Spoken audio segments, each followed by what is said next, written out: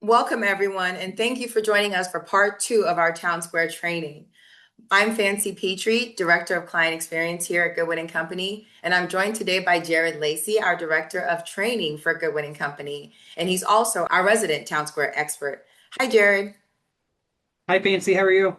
I'm good. Jared, thank you so much for joining us today. Absolutely. So, as you recall, last month we sent out the webinar that talked about Town Square basics. We talked about logging in, navigating the dashboard, accessing information. We also discussed major components of Town Square, such as assignments, the news and events, and surveys. Well, today we want to focus on how to use Town Square more strategically in your role as a board member. So this session is about moving from using the platform to leveraging the platform. And we want to leverage it to kind of accomplish five things.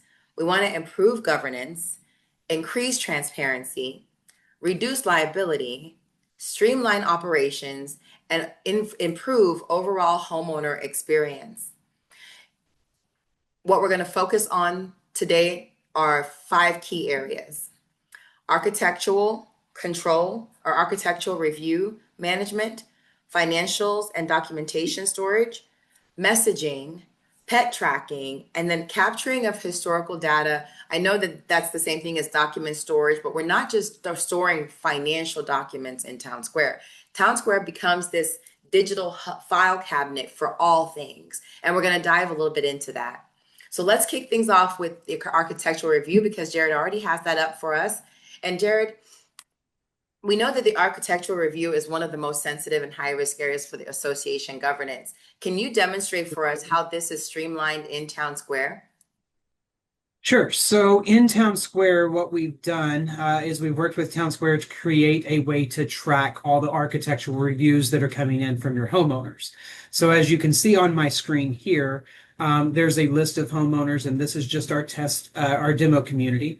But you'll see a list of homeowners that have submitted their ARCs for everything that they want to do to their home.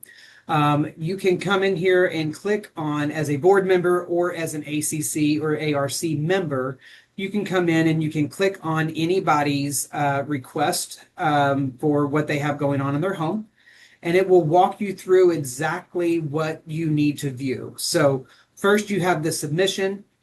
And this is just making sure that we have the requester's name, their address, their phone number, email, basically everything that we need to get a hold of them at, what they're actually wanting to do for the project. And then you can see down at the very bottom, it has their plat plan, and then their acknowledgement of everything that they need to move forward. Then you see at the very bottom where the homeowner can come in and they can make comments, and whoever is working with that specific homeowner, whether it be your ACC or ARC committee or your board of directors, you can talk directly back and forth with your homeowners. So if we scroll back up to the top here, you can see that after the submission, it goes into review status. That review status allows the ACC committee and or board to come in and look at everything that this homeowner has to make sure that it goes along with the documents and make sure that we are approving something that the documents allow us to approve, that is available within the association. What you'll see next is voting, and we will set your voting parameters. It depends on how many people are on your ACC committee or on your board of directors. Again, you will need a majority vote of this. So if you have 5 people on your board of directors or your ACC committee, you'll of course need at least 3 approvals to move this forward or 3 denials to deny the process.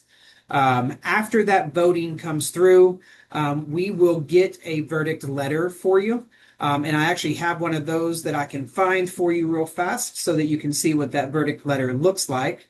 But you'll see, let me find that for you right here. This is a declines letter. And you can see that we can download the verdict letter right here.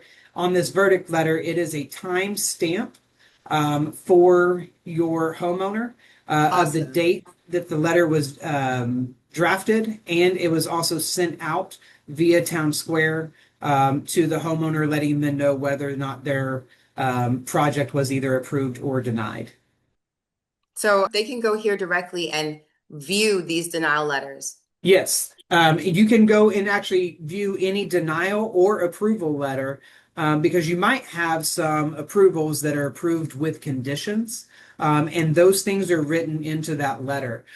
We will have historical knowledge of every letter and every submission that has been put through TownSq for the association. So if we ever need to reference that, let's say somebody decided that they wanted to build a playground in the backyard and they didn't adhere to the conditions that were set forth by the letter. This gives us the opportunity to go back and make sure that we put the conditions in there, number one. And if we need to go back to that homeowner and get this fixed because they didn't abide by those conditions, we know what letter was sent out to them. So you'll have historical knowledge of all approvals and denials throughout the association. Okay, so this is awesome. And just from the homeowner's perspective, how easy is it to submit a request? Great question. So it's super easy for the homeowner. Of course, they will sign up in TownSq, and then they will see over here off to the left-hand side of their tree where they see architectural review. And it's as simple as coming up to the button that says Submit Project. And we will walk them through exactly what to do here. So they need to put in their unit number, their project name. See if I can pull one up for you real fast. Their project name and then their category, whether what they're going to be replacing. And then once they do that, they have to fill out the rest of this information. And in order for us to pass this along and get it ready for the ACC department or committee and or the board, they have to fill in all of this information. Otherwise, you see over here to the top right hand side, that continue button won't let them proceed if they don't have all of this information filled out. Now, once they've agreed to everything, they sign their name down here at the very bottom and they filled everything out. They can hit continue, and that's what will start the timeline to the ACC committee to make their decision. Go in, look at the submission, and then being able to either approve or deny the project for that homeowner. Thank you so much, Jared. So what Sure. we're seeing here is that the TownSq architectural review platform allows you to have a submission trail. It timestamps approvals and denials. There's clear communication in this space for homeowners to the committee. And then, of course, now we reduce the risk of selective enforcement because everybody has to follow the same protocol. Right. Now, what we want our committees to know is that they need to make sure that they're reviewing within the established timelines, because there are some documentations that can create strict timelines of approval or denial, and sometimes consequences can exist if you don't meet those timelines. So we want to ensure that these decisions are documented clearly in TownSq, and that is what this platform allows us to do. So hopefully, if you haven't already gone in and taken a look at it, if it hasn't been activated for you, or if you're an association that's currently doing it in a different way, I would urge you to reach out to your community manager and see if the architectural review process is something that would benefit your community. So then let's move along to our document storage. So we get our financials in TownSq. They're automatically uploaded to TownSq on a monthly basis. Can you please show us where they can find that? Right, sure. So actually right above the architectural review, you'll see the word documents.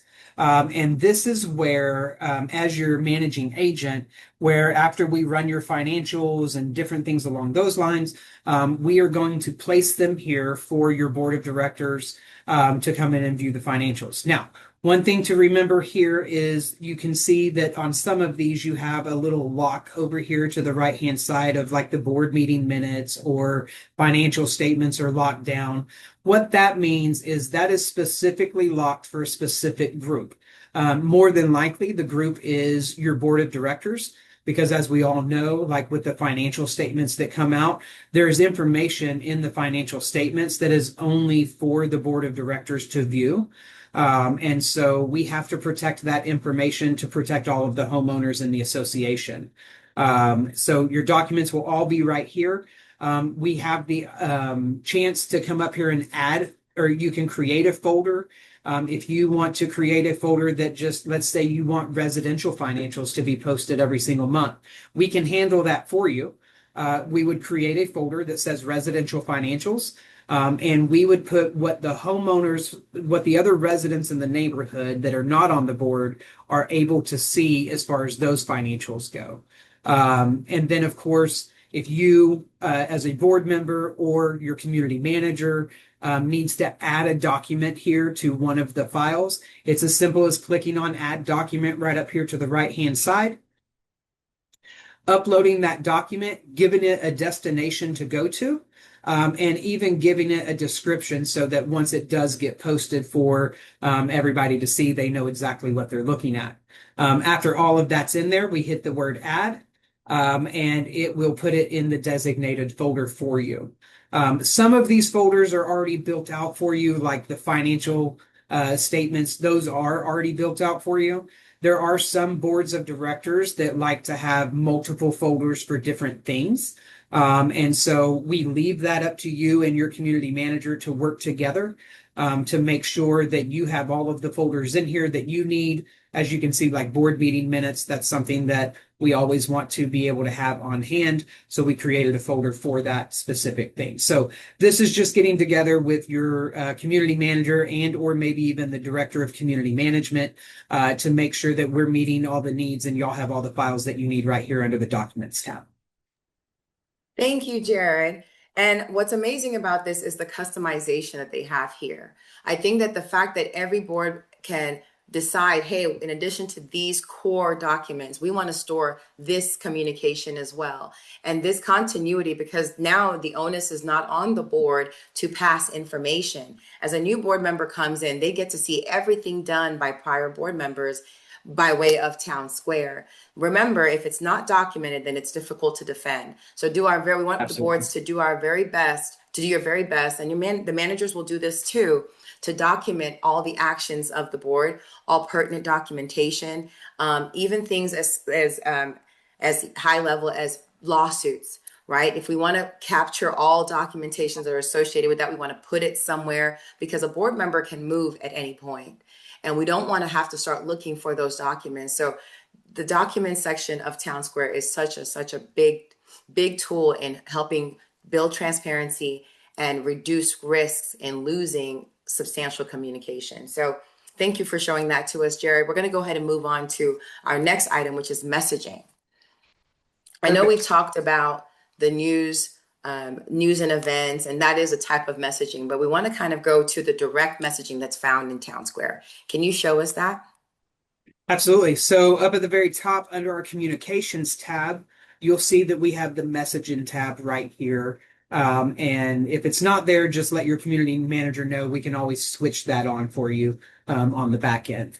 But on the messaging tab right here, you can see this is where I don't want to get it confused with the news and events because this is where you can message specific homeowners. So if you as a board member or even a community manager needs to ask a question to a homeowner, or y'all just need to go back and forth with the homeowner, this is a perfect way to do it. Plus, it also gives us the historical knowledge of the questions that were asked and the conversation that goes along.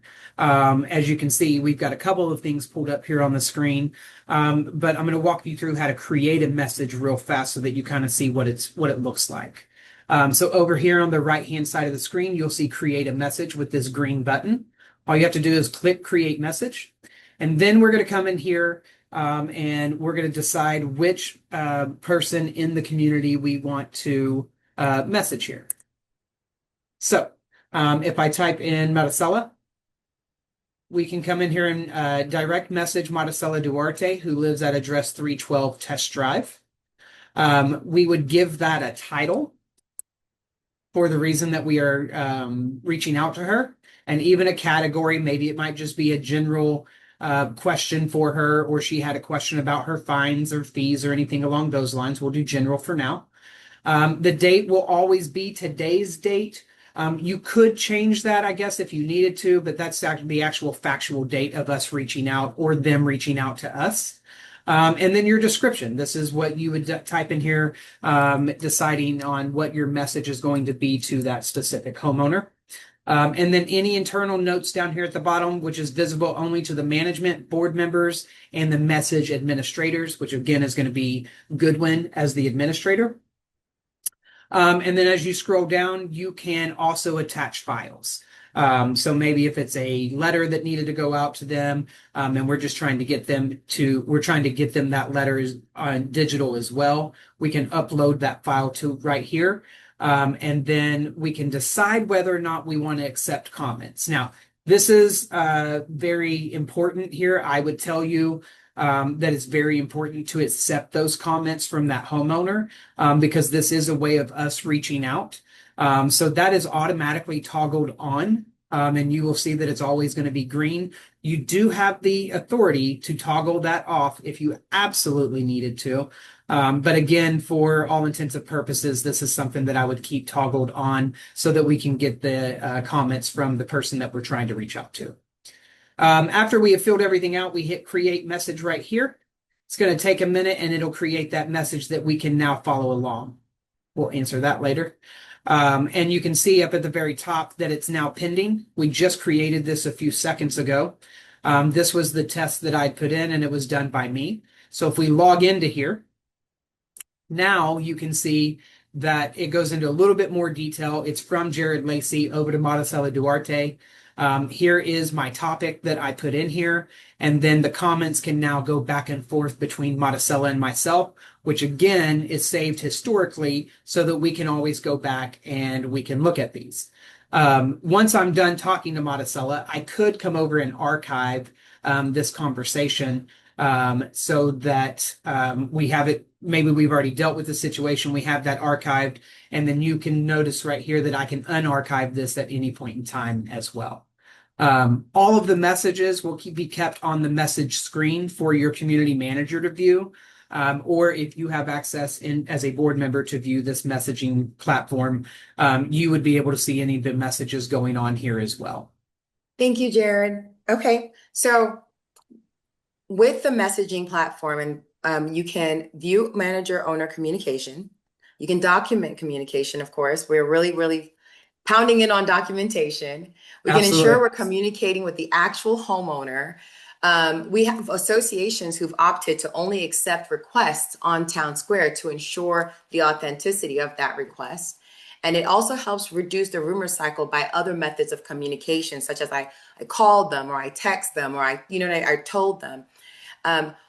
But the Goodwin, not just your manager, but the Goodwin team and the board are all able to respond to homeowners on this platform because boards also have the administrative authority to do so.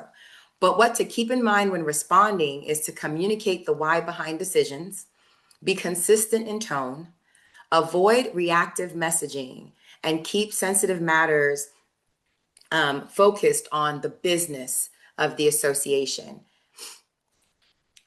Jared, thank you. And one more thing I'll point out for you, Fancy, is up here at the top, you can filter by a keyword. So if you know, like you see right here, that very first one says lease agreement. If you know that you're looking for the leases and you've had a conversation with a homeowner about leasing their unit, you could type the word in lease right here. Or you could select a category from the down arrow right here, and that would then populate everything on the screen that is specifically for that category or that keyword. Remember that once we're done with the conversation with that specific homeowner, we could archive those messages. If you want to look at those archived messages, there's the archive messages only button. And as soon as you click that, toggle that on, it will then bring up just the archived messages that we have for your historical knowledge. So that's where all of the historical knowledge is going to sit for when we might need it, if we need it in the future. Thank you so much, Jared. Okay, so then we're going to go to our final topic, which is pet tracking. Please tell us about pet tracking on TownSq because this is something that's newer. Not very many associations are using it, but tell us what it has to offer. Sure. So again, up at the very top on the left-hand side of your tree under community, you'll see Pet Registry. This is something fancy that is very new. TownSq just released that. I believe it was late last year. And so I'll just kind of walk you through the process here. When you click on the pet registry, again, just like everything else that you see over to the top right-hand side, homeowners can come in and they can register their pets.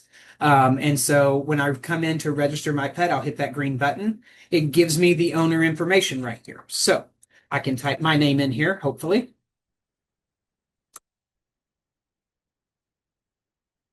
Let's see, Monticello. There we go. We'll try Monticella's name in here.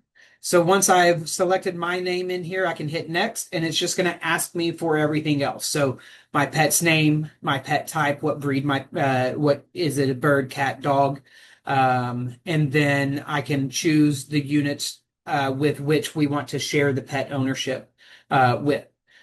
So my dog's name is Nala. My pet type is a dog, and we're going to choose to share that with everybody. And I hit next, and now it gives me the optional information that I can put in if I really want to. So selecting a picture of your pet, this is going to be pertinent to the information. If your dog gets out, at least there's a photo out there for everybody to see. The breed, obviously, so my breed right there, my dogs are Shih Tzus, so I would fill that in as that. The pet sex, male or female.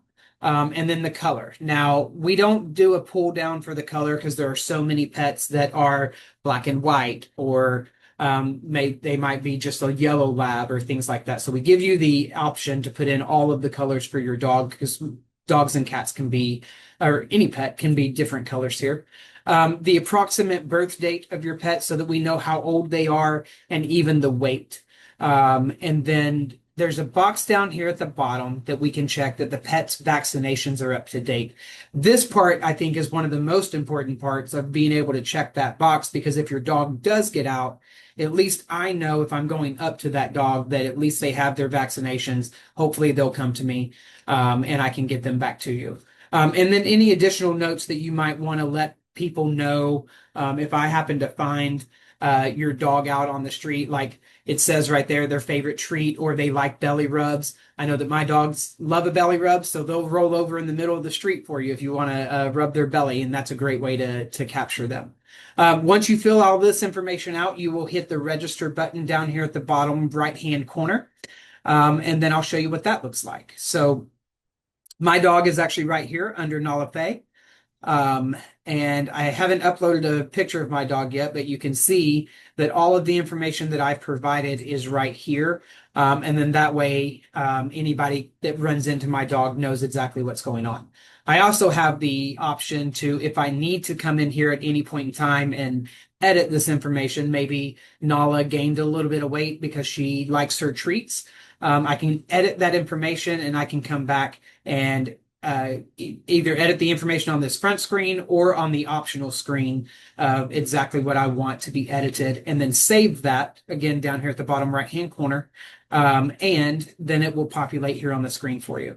It's just a great way to keep track of all of the pets in the association. There are some documents that require people to let us know what their pets are, and so that if they do get out, we know kind of what pets are out in the association. So a great way to make sure that if your dog does get out on accident, that other people in the association know about it, and they can help find your lost pet.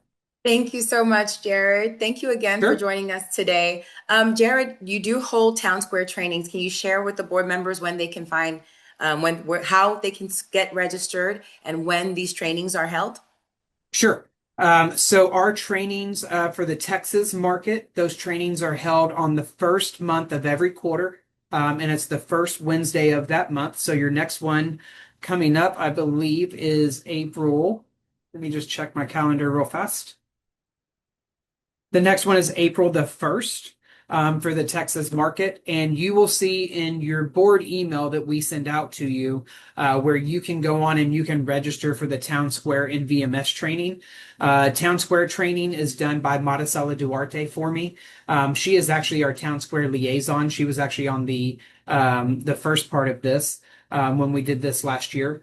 So she will do that training on TownSq for all of the board members, and then I will jump in, and any board members that need training on village management system, or you'll also hear it called VMS. I will jump on and do that training for you. And that's just where you can pull your own reports so that you don't have to wait until the 15th of every single month for us to release your financials. Like if you're looking for a balance sheet update, there's certain reports that you as board members are able to view. So again, the Texas market, April the 1st is the next one coming up. And then for Colorado, your next market meeting would be the third Wednesday in April, which would be April the 15th, where we would do the same training that we do for the Texas market. Thank you so much, Jared. Well, we'll see you soon. Thanks, Fancy.